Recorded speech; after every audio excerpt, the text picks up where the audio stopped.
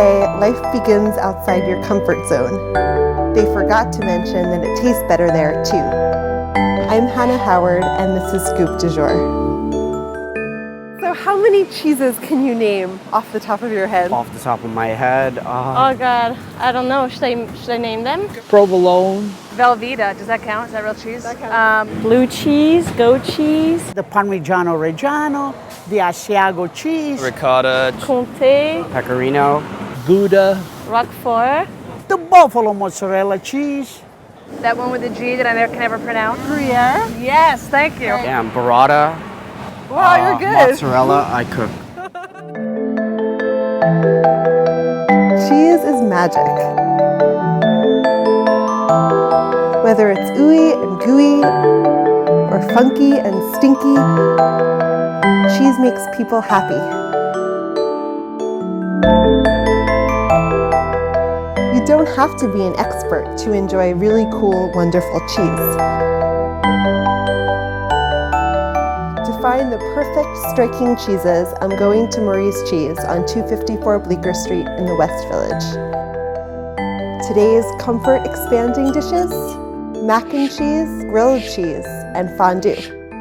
I'm making some mac and cheese, and I want a blue cheese for that little bit of intense blue bite that, you know, it's mold and it has so much zing and personality. Stilton here is a wonderful classic blue cheese made originally in the town of Stilton in England, and only a small handful of producers make it because it has to be made by really specific standards, by a certain breed of cows, pasteurized milk, the right blue molds, and the result is one of the best blue cheese in the universe. Yeah, what I love about Stilton is there are very few cheeses that combine the creaminess and the salt so well. You know, the traditional French guys I love, but I'm Southern and I love a lot of salt. But in Stilton, it just has that beautiful molding, that dry, natural rind, and it's so creamy at the same time.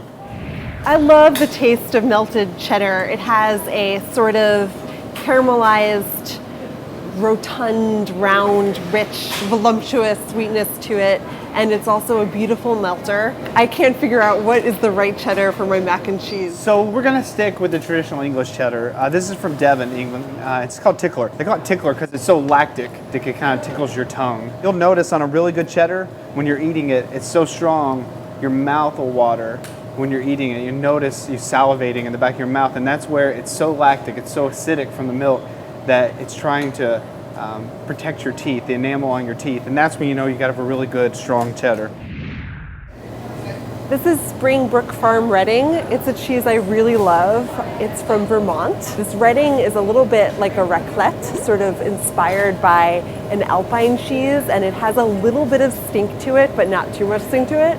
It melts beautifully. Any grilled cheese, mac and cheese, fondue, it lends like that little stinky bite and a lot of personality and a flowing, smooth, great melt. So we're getting some fresh cut Gruyere, and this is not just any Gruyere. It's Gruyere that's been aged in Marie's own cheese caves in Long Island City, and that love and that age, it's about a year old, brings out and intensifies the nutty, complex, earthy flavors, and it almost tastes like a cave. It has this musty, attic-y, I mean, it sounds kind of bad, but it's such a lovely, deep, dark flavor combination, and it's going to give so much personality when we melt it. So we have this Emmentaler that's going to go in our fondue, and it's just an easy, melty, mild.